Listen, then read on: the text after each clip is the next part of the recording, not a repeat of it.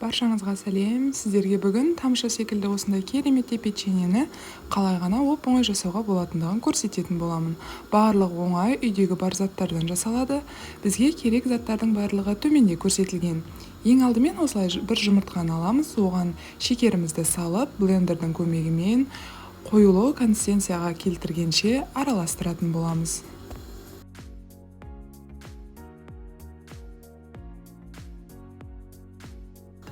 Мінекей консистенциясы осындай болуы қажет. Осыдан кейін барып сұйық майымызды қосып, және тағы араластыратын боламыз.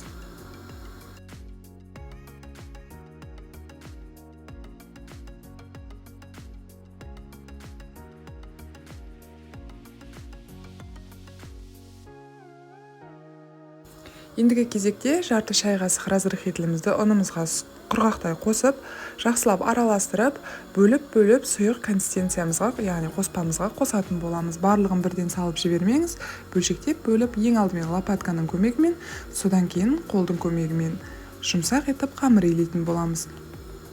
Бірақ достар, бір ескертетін жайт, тек басын біріктірсеңіз болды, қамырдың ондай қатты ұзақ илеудің қажеті жоқ. Тағы ескертетін бір жайт, енді ұнның көлемі әртүрлі болуы мүмкін, бір 10-15 граммға аз немесе көп пайдалануыңыз мүмкін, себебі жұмыртқаның көлеміне қарай болады. Қатты көп қосып жіберсеңіз, қаттылау болып шығады қамыр. Сол себепті ұнды аз-аздан қосып, қолдың көмегімен осылай илеп тұрып, керекті мөлшерін ғана қосамыз. Яғни мен берген көлемнен 10 граммға артық немесе 10 граммға аз болуы мүмкін. Осылайша қамырымызды дайындап аламыз. Ешқандай салқындатудың қажеті жоқ. Осы күйінде әрбіреуін 15 граммнан етіп, бірнеше бөліктерге бөлетін боламыз. Немесе, егер весіңіз болмайтын болса, көз мөлшермен де бөліп шықсаңыз болады.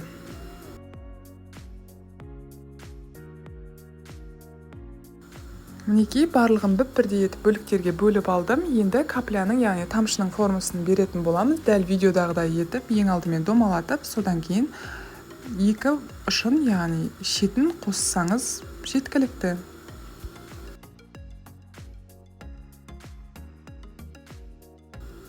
Мінекей барлық печеньелерге форма беріп шықтық. Енді осы дайын печеньемізді қызып тұрған 170 градустағы пешімізге бар жоғы 12-15 минутқа жіберетін боламыз. Достар, көріп тұрғандарыңыздай беткі жағы қызармайды, тек табаны, яғни төменгі жағын ғана қызаратын болады.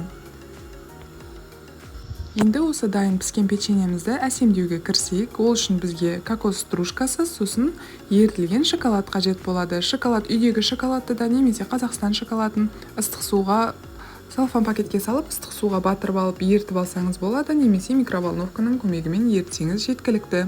Осылайша бірінші шоколадқа, содан кейін кокос стружкаларын бетіне сеуіп, әрлесеңіз өте әдемі болып шығады.